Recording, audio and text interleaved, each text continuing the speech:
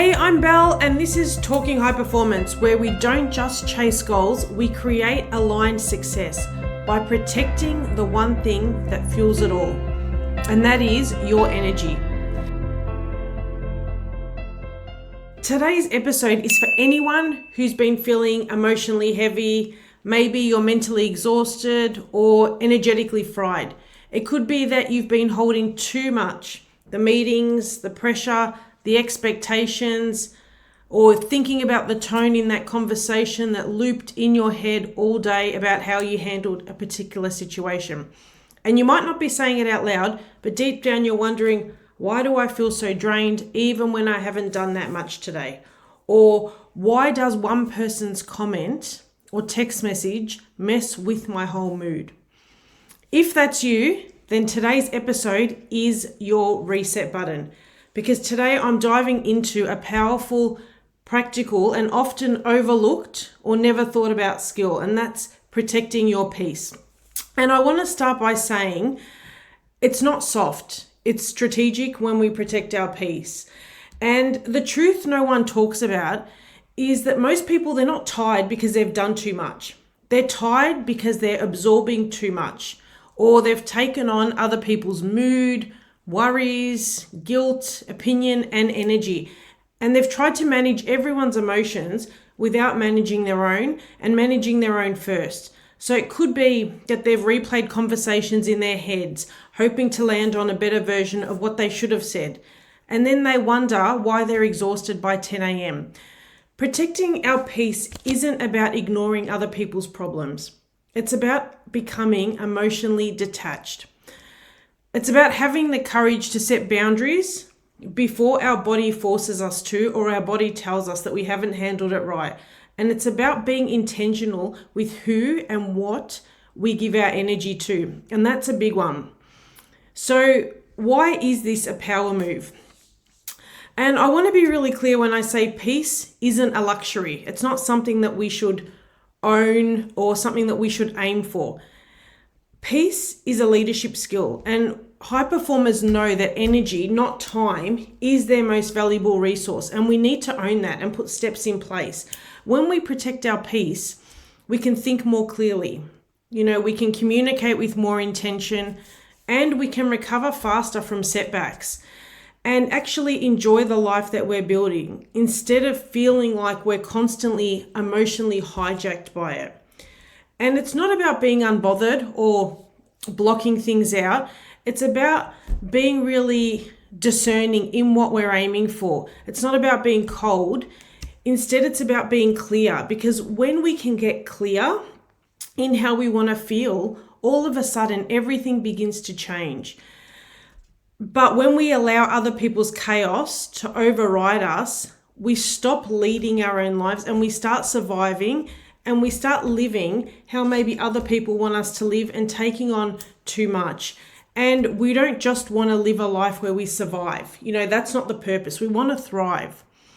And if I share something a little bit personal about myself, there was a week not long ago where I had back-to-back sessions, life admin was stacking up, and a difficult text message from someone really tipped me over the edge and affected my energy. And it wasn't aggressive, but the tone was just off. It was passive and it was cold.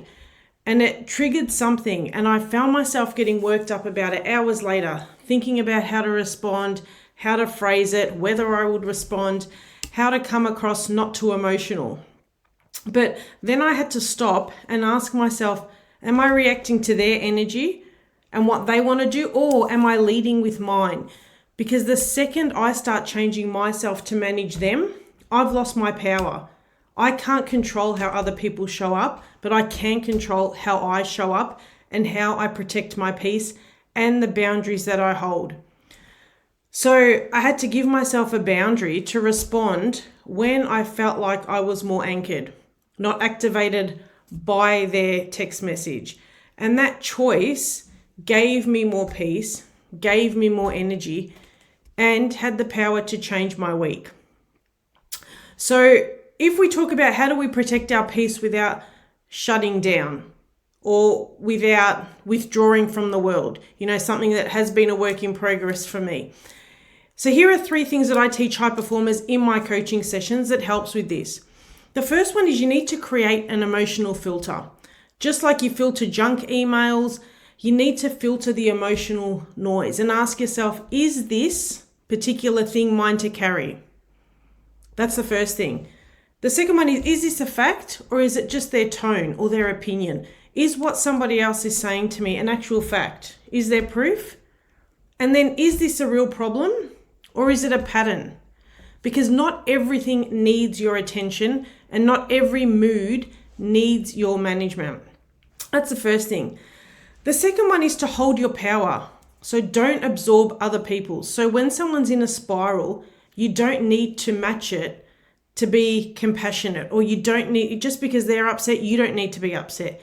You can say things like, I'm here, but I can't carry this for you. Or if you're not prepared to take action, I don't want to put myself in this situation. Or you can just take some space without explaining. You don't need to explain perhaps what you're feeling. So silence is a really powerful boundary. So it's not engaging with every emotionally charged message the second it lands. We can decide what we want to do in that moment to protect our peace. And the third powerful thing that we can do is decide what gets in before it arrives. So don't wait until you're triggered to try and ground yourself. Start the day by deciding, what energy do I want to bring today? What energy will I tolerate?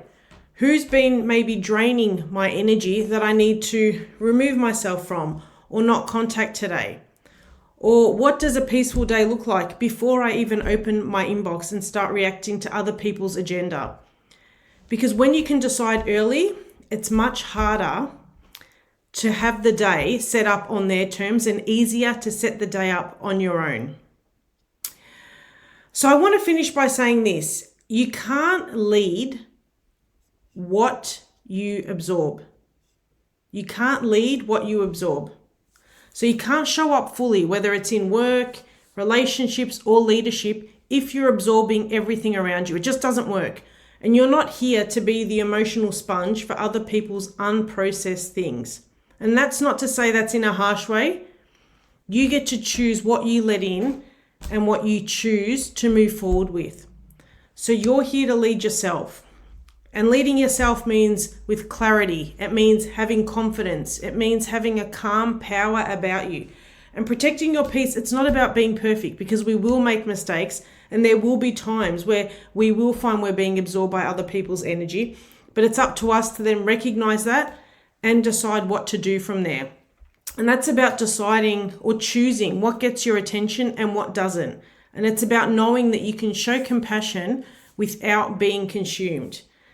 Because just because others act a certain way doesn't mean you need to do the same. So here's your challenge this week. I want you to notice the moments you feel like you've been emotionally hijacked and ask yourself, is this mine to carry? And then choose to respond from power, not pressure, in a way that will leave you feeling peaceful. So I hope you found this episode helpful. If you loved it, share it with someone who's been feeling overwhelmed or emotionally drained lately, because this skill could be the shift that they need. So I hope you have a great day, and until next time, live a successful, purposeful, and fully charged life every day. Your coach, Belle. Are you feeling overwhelmed trying to balance work and life? If you're finding it hard to excel in these areas, it may be time for a change. The Elevate with Belle membership offers a practical solution designed to help you regain control and achieve your goals. With this membership, you'll join a community of ambitious individuals committed to real results. Twice a month, you can participate in live sessions where you'll receive actionable strategies and insights to boost your productivity and work-life balance. And if you can't attend live, all the sessions will be recorded for your convenience. You'll also have opportunities to engage with guest experts and attend exclusive events throughout the year. If you're struggling with productivity, you can learn some effective time management techniques.